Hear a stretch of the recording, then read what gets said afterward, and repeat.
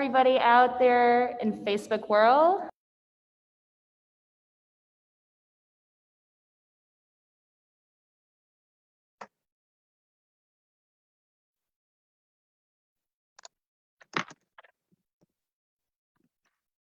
I have done it. Okay, thanks for bearing with me, y'all. While we work through our tech stuff as ever, I'm gonna go ahead and pin Jessie here and pin ourselves, and we should be able to see. I'll switch. I see what you're saying. Yeah. So here we all are. I'm gonna mute this and then unmute this. Yeah. Mic system, and I think it's working good. So, without any further ado, hello, and welcome to another edition of Craft Chat here at Houston Center for Contemporary Craft, a bite-sized art conversation to enjoy with your lunch. Today, we're really excited to be joined by wonderful leather artists that we're going to talk a little bit more about later and introduce properly. But first, I wanted to introduce myself. My name is MarÍa-Elisa Heg. I'm a Curatorial Fellow here at Houston Center for Contemporary Craft. And hi, I'm Kathryn Hall, Curator at Houston Center for Contemporary Craft. And I'm gonna be helping with some of the camera work later today. And as you can tell, I'm using a Bluetooth headphone-enabled microphone and headset. So I will be using it as a mini microphone for any time Kathryn wants to jump in. So if you see me wrestling with some wires, that's why. But yes, we're so excited today. Jessi Arntz is here with us. She's a San Antonio-based leather armor maker, an incredible crafts person, and a really awesome person to boot. Thank you very much. Are we getting video? I'm happy to be here. We're getting some feedback from our audience that there's a video issue. So if anybody is having issues accessing our video on the stream, let us know. Okay, great, wonderful. Anyway, back to it. So just a little bio about Jessi. As I said, based in San Antonio, Jessi Arntz is a lifelong artist that started making armor for charity groups like the Mandalorian Mercs and the 501st in 2009. She discovered leather as a favorite working material in 2011 when she made a couple of costume parts for a steampunk photo shoot, and it is now her obsession and her full-time job ever since. And we are so delighted to have Jessi here, an accomplished leather worker who also has work that's been featured in IP like The Walking Dead, Future Man, and has also done work for Konami. And yeah, so very excited to have you here. Thank you. Of course, happy to be here always. Well, we're going to go ahead and get ready to start our little tour. So we're going to switch to our phone camera so that I can walk with Kathryn and talk about your work. And I think we're going to go ahead and start here with your set of dragon armor. So bear with us, audience, while we switch our video feeds. I don't think they were able to actually get the video of that. So hopefully now you'll be able to see. And if you can switch that and pin this. Here, I got it. Open that, unpin this. Okay, so you still need to flip the camera. Love living in modernity. Okay.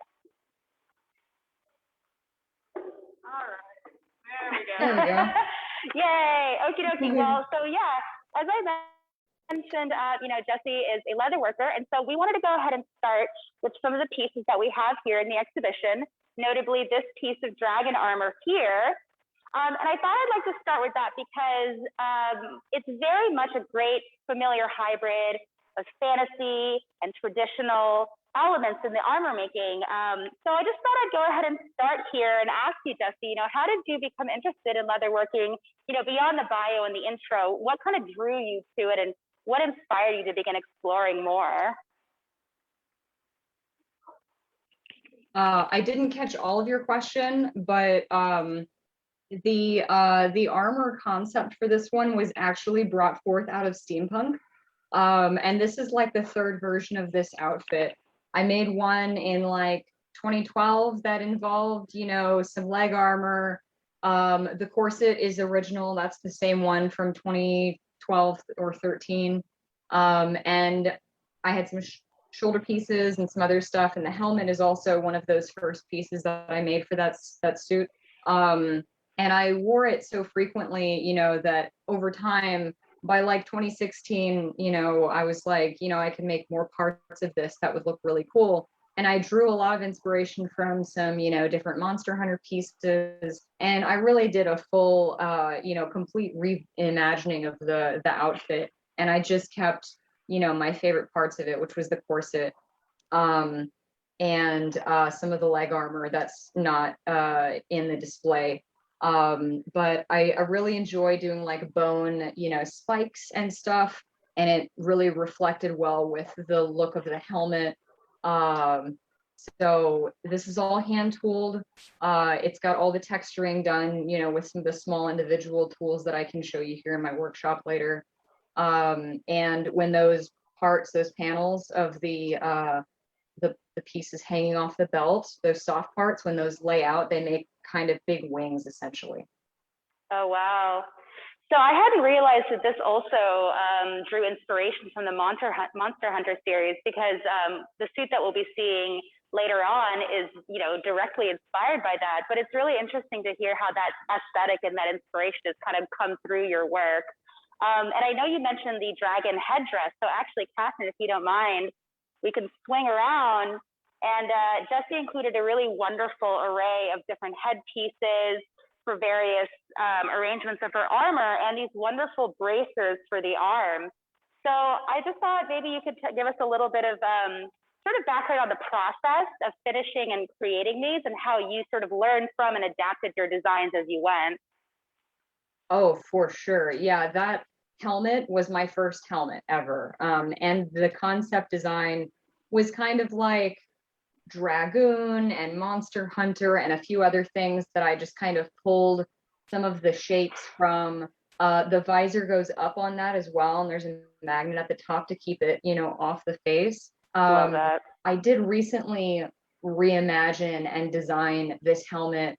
I mean, it's very different, and the color scheme is green and gold. It's on my Instagram, but I closed up the back of the head a little bit because this one kind of slid a little bit. You know, I wouldn't want to make one like that for a client, because, you know, when you make something for yourself, you can kind of work with it. It's like, well, this isn't the most comfortable thing, or it doesn't fit the absolute best. So I like to prototype things for myself first to test them out.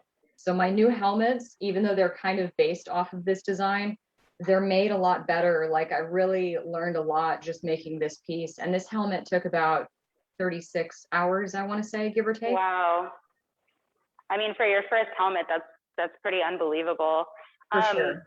I really like how you've taken this motif, and I like the fact that you used the word Dragoon. I was also kind of a game nerd, so it really reminded me of a lot of the aesthetics of the mid-2000s PlayStation 2 role-playing game, Legend of Dragoon. Very solid game. But I wanted to point out this variation on the Dragon Headdress that you also have up here, which includes this lovely feathered element coming out and these beautiful white horns. And so talk about the variations between this and the more, you know, traditional seeming helmet.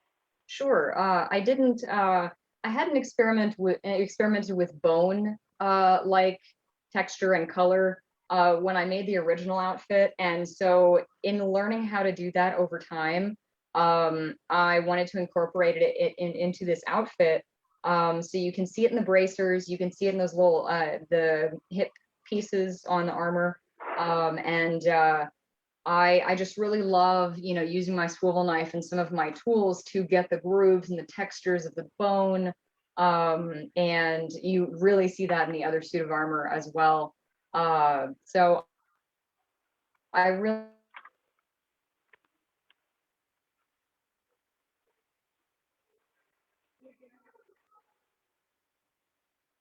really just felt that I needed to, so it's not just in one piece and, you know, looks like it stands out and doesn't match. Yeah, I like the unified motif that kind of binds them all together. Although I will say that the helmet without the white bone motif pairs perfectly because the color schemes and the riveting. So it's really cool that you have like a modular set of armor that you can sort of mix and match as you learn more techniques and adapt things over time. So I wanted to point out while we're in this area, the the more overtly bone styled headdress, which is in this sort of style that's a little bit lighter, because it is and maybe you can remind me, this in terms of the timeline of the next armor piece that we're going to see, the Nakarkos, does this come before? Did it influence, or is this a learning process? How does this relate to the timeline of this next piece we'll be seeing? So this came after the Monster Hunter headdress by about 2 years. I believe I finished this one in 2020. And it was actually inspired by a Pinterest piece, but like an illustration. I took a few liberties with it. Sadly, I can't, I have it saved somewhere, but I couldn't pull it out of my head, like what the artist's name was. But the illustration was just very cool, and it was very much to the aesthetic that I like to do. And it also kind of matched the Nakarkos, so I figured it would be a good addition if I didn't want to wear my whole helmet around and I still wanted something on my head that would kind of match. Yeah. So yeah, it's a really great segue, because let's actually turn around and come to our Nakarkos armor, which is a really tall, imposing, terrifying, and undeniably feminine suit of armor. So let's take a look. So Jessie, as you mentioned, and as I had also brought up, again, this is inspired by a design from the Monster Hunter franchise. I've never played it, but as I understand it, it's really a game about, hunting monsters, items, armor customization, and gearing up. So can you expand about what inspired you about that design, and kind of how you channeled what was really a very small pixelated sprite into this magnificent suit that we see here? Yeah, you are right. I absolutely did not have much to work from. There was one piece of concept art. This is from Monster Hunter Generations in 2018. And it was a game on one of the handheld consoles. So the actual pixel sprite is very small and very, very pixely. And it was very hard to make out. I did happen to find one piece of concept art in one of the art books it was like a little side piece that was only 2 or 3 inches tall, but it was a really detailed illustration. And there was no image of the back at all. So I kind of just had to make it up when it came to the back.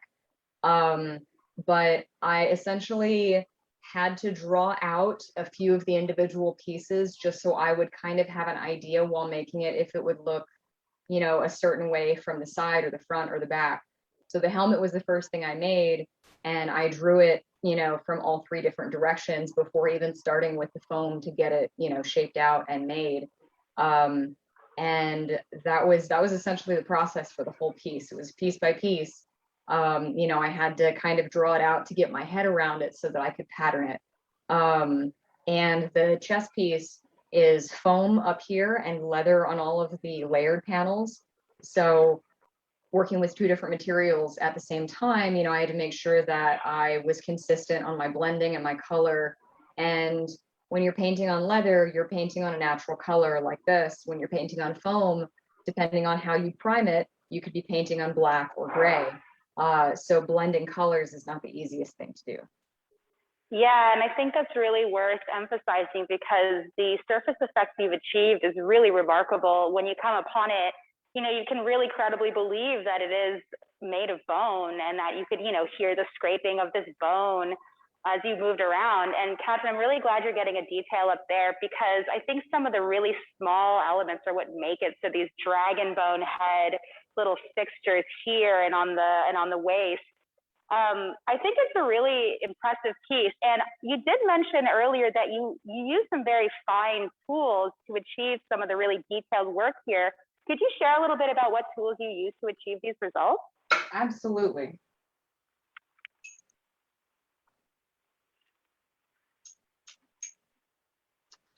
I will try to get a focused in image here. So this is a swivel knife. It is a 1/4 inch swivel knife. It's quite small and thin. And that's what I carve all the details in with. So every line on the leather is carved with this little knife. It's called a swivel knife because this little piece spins. And it's so that you can kind of rotate it around when you're moving to cut. This is a stylus that we use to draw all of our designs. Also very small. It's the same thing you would use for like clay or, you know, any other. Yeah, kind so of like light etching into the surface, so then you have a guide to follow. That's interesting. It's similar to a clay tool, yeah. Yeah, you got it. And then these are just a couple of my texture tools. So you can see how small they are. So it really takes a lot of time to get all of those little textures and fine details. Like this piece here that I have, each one of these little shaded areas takes over an hour. Yeah, so it's basically like pontilism that you're doing with like, it's like a stamping tool. Do you like hammer it into the surface to get that Exactly. imprint? Yes. Okay, wow. That is, so that's gonna be, what is that gonna be? I see a wolf, I see some trees. This is an illustrative piece for a client. And yeah, it's an Art Nouveau style piece. Let me just grab my camera and give you a better look. So yeah, it's an Art Nouveau style piece. It's my wolf. This part up here is finished. Wow. That's really impressive. I mean, now, you know, looking at that work in progress, that sort of illustrative 2D piece, I think it's really interesting to come back and see sort of, especially with Nicarchos, the sword here that, you know, the design had it a certain way, but you've really brought this illustration, this character design element to life. And I think it's interesting because I recall you say you do have a background in painting and drawing. So can you talk about how you were, you know, articulating those 2D ideas and those 2D references into this really lifelike, not lifelike, but a lively, bestial sword? For sure. It's, you know, it's all in the patterning. Just like it is with, you know, fabric construction, it's all about the patterning. If, you know, your pattern is slightly off and things don't match up, that's because the pattern didn't match up. So, you know, for this one, what I actually did was I found a good image of it. It was small, but it was enough. And I zoomed it out in, you know, and I made it the full size that it needed to be. And then traced it out onto paper with the edges. And I used that as my guideline for the size. And this is 3 parts together, the handle and the face. The face comes away. It lights up and it blows smoke for the mouth. The mouth smokes. Heck yeah. So you know, that face plate had to be a separate piece that was drawn from the side, and I had to do one mirroring the other and then sand it down to glue them together at the right angle for them to stay in that position. So it's this piece in the center with this kind of, not tacoed around it, but it's sort of resting, and then you have that. So it's you can feel it's modular, but it's very sturdy when you handle it. And one thing I really like about this is that it's surprising how lightweight this is. I mean, even in terms of understanding that it was made of this material, it's so large that the lightness is really impressive. Yeah, I think it only weighs about 3.5 pounds. Yeah. Yeah. It's one of those things where, you know, if you pick it up and you're not aware of that, you could really sort of like pick it up way too hard. For sure. So I'm really glad that you were, you know, it was really great that you came in person to deliver the work and that we got to meet you, but also to kind of really get a sense of, you know, what the work is like, how it feels. And actually, that's a great segue into the next question I wanted to ask you, which is, of course, wearing the armor and the experience of that. You know, what are sort of the logistical, you know, considerations, and also what is your experience? You know, what do you get out of the experience of donning this armor and going forth into the world? Power. It feels so powerful.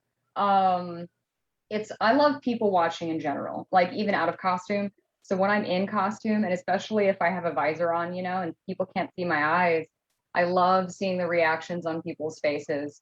And I love inspiring people. Like that's my biggest thing. And is, you know, if I can inspire you to want to make something yourself, that's my, you know, my goal in life. And I want all the little girls to look up at me and be like, I want to be a big, bad butt chick like that when I get older, you know? That's always an inspiration that I want, you know, to give to the wee ones.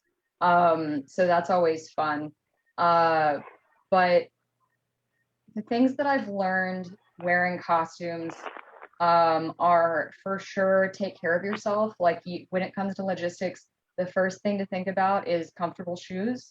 and how to make a suit of armor work around shoes that are comfortable for you, especially if you're going to be in it all day. And those, in fact, are made around my really nice, like, comfortable hiking boots. So I can wear those all day long and not get sore or tired. Yeah, I really love that you actually made your own pair of Sabatons for your armor. So like you're very much hitting historical notes, but these are really wonderful because they do very clearly go around the shoe. They accentuate it, but it's prioritizing your actual practical ability to move. And I think that's a really great detail to point out in a suit of armor that's so fantastical that actually it's wearable. You can wear it, and you do. Yeah. Thank you. Yeah, and I used a certain kind of rivet on the Sabatons. They're called Chicago screws. So they actually articulate fully. All 4 or 5 pieces in there fully articulate for a full movement of the foot. That's amazing. Well, I wanted to really quickly take a moment. I'm having a wonderful time having this conversation, but I did want to check in with the audience to see if anybody had any questions for Jessie about her work, her inspiration, her background. Please sound off in the chat if you do. But while we're waiting for folks to sound off, I wanted to take a second, Jessie, and ask you about the wonderful piece that you were wearing on your arm. Can you tell us about this? Yeah, so this is one I actually wanted to put in the exhibit, but I forgot it. This is from my my Blizzard Necromancer. So when World of Warcraft, or no, Diablo released the Necromancer expansion, gosh, it was teased in 2019, I think, in like December, and they released again one single little picture of what these starting Necromancer characters were going to look like. And I wanted something for the summer that was going to be nice and airy, and it was essentially like a bikini top and an open back jacket with like bones and stuff, and that was kind of it. And I was like, that'll be really good for like a spring or summer outfit when it's really hot. So this is the gauntlet on that, and it's fully articulated. Wow, wow, wow, wow. It's my favorite gauntlet that I've made. I really like this one. Yeah, that's amazing. I think that, seeing that up close, and I mean, I don't play I haven't played a Blizzard game, I swear to God, since like World of Warcraft 2. Yeah, it's been a while. So, but I feel like, yeah, it's just a really impressive thing to see how, you've taken these designs that are really intended to be efficiently rendered, for graphic use in video games or other things, and you're giving them this actual life that, it's kind of at the heart of what like a lot of people do in cosplay. And I think you're sort of you're straddling in cosplay in this like armoring world of this level of craft that, is there in cosplay too. I just think you're doing both. And I really like that you're bringing these sensibilities into both. And I just think it's really impressive. Thanks. I really enjoyed it. Yeah, no. Sorry, I'm just seeing if we have any questions from the chat. Seems like we don't. So in the meantime, Jessie, could you maybe talk a little bit about that piece that to your left, the start of the helmet? Yeah. So this is a helmet that I'm just getting started with. I'm less than maybe 10 hours into it. The mask is done on it. It's not attached yet. So this is a crow mask that is based on it's called the Raven helmet, I think, in Assassin's Creed Valhalla. It's one of the like really rare epic items. But my friend, who is one of my regulars, I've made several particular suit pieces and masks for him, and he wanted a helmet, and his colors are black and purple. So the original design was black with like some gold and bronze in places. And it was also very asymmetrical, and he loves symmetry. So like I made the whole design completely symmetrical for him, and I'm essentially kind of making my own pattern and design based on one side of the helmet to make it symmetrical on both sides. This is the dome piece, and the first thing I did was make this center part in 2 pieces and stitched. Wow. Wow. It's got a nice stitch to it. And then the feather parts. And there's going to be probably 3 layers of these feather parts. Okay. And the way it's going to sit is going to look kind of like Wow. that.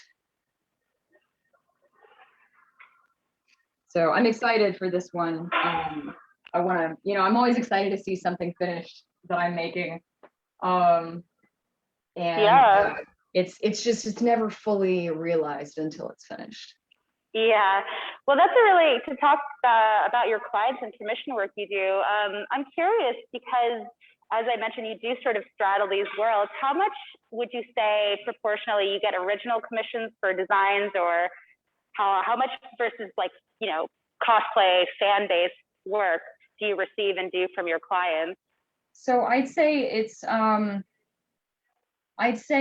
probably like half and half, like Renaissance festival goers, and like cosplayers, you know, and I have a few people in between that just want certain other items, but a lot of the stuff that I do is either inspired by or kind of crossed over with things that exist in video games. I do get a decent amount of clients that want something completely original like this, you know, or they want something that, like, I had someone reach out to me recently that was a LARPer. I do get a lot of live action role play clients and customers because I'm in that community as well. Yeah, they're cool people. Yeah, for sure. And that does cross over with the Rennie community a lot too. But I had someone reach out to me recently, from North Dakota, I believe, that is a LARPer. And they're like, hey, we need a stage piece for this big LARP. And this is going to be like the MacGuffin of the game. Like, if you get this item, you know, and it's a mask. And we talked over a few ideas. You know, he sent me a couple of pieces that inspired him.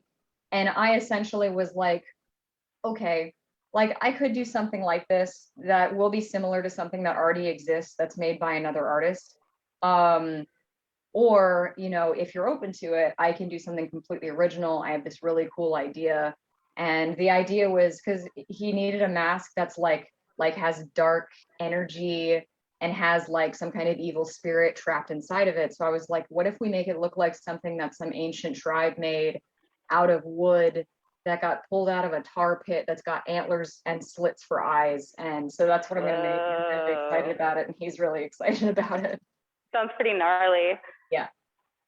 That's cool. That also reminds me, I was just talking about this to Kathryn. I just saw The Green Knight this past weekend, and of course, it's really great. But for an armor themed show, you know, I couldn't help but think of The Green Knight, who is he's got like a woody design. Yeah. So I thought about you and I saw it for a moment because I was like, I wonder how they made that. And then I thought of your surface finishing, and I was like, oh, some talented individual. If you check my Instagram and you go to, I believe it was October 2019, I actually did a treant costume for a friend of mine. That's But awesome. he's like, for Halloween, I want to be a tree and I want to have butterflies all over me. So like, Aww. I built in this elaborate leather headpiece that looked like a bunch of branches, and we put butterflies all over. It was really cool. I love that. Well, for anybody who's interested in seeing more of Jessie's work, you can check her out. Her Instagram handle is @JAFantasyArt, all one word. Definitely check it out. She's amazing. She's got a ton of great work, and she's always working on some cool new projects. So make sure you go and give her a follow. And yeah, I think if we don't have any other questions from our audience, I think that'll do it for us. Jessie, I have so enjoyed getting to know you through this process. Kathryn and I both have really been amazed by your work, and I've really enjoyed getting to know you. And we really appreciate you coming and joining us for this craft chat today. Thank you so much for the opportunity to be a part of your exhibit. It's been incredibly exciting, and I'm super happy for the exposure and to be on display with so many other talented artists. It's really incredible. So thank you for that. Well, we are really excited for it all, and we hope to see all of you out there in the digital realm here in person to see our shows. We are open to the public currently Tuesday through Saturday from 10 to 5 p.m. You can come anytime, the reservation's needed. So yeah, come see our shows. And just one thing before we go, heads up to anybody out there who has kids. We'll be having Hands on Houston this Saturday from 11 to 3 p.m. So go onto our website at crafthouston.org to get more information and to donate to support our very worthy organization and the programming that we offer you. Thanks again, Jessie. We really appreciate your time, and we'll see y'all next time. Thank you so much.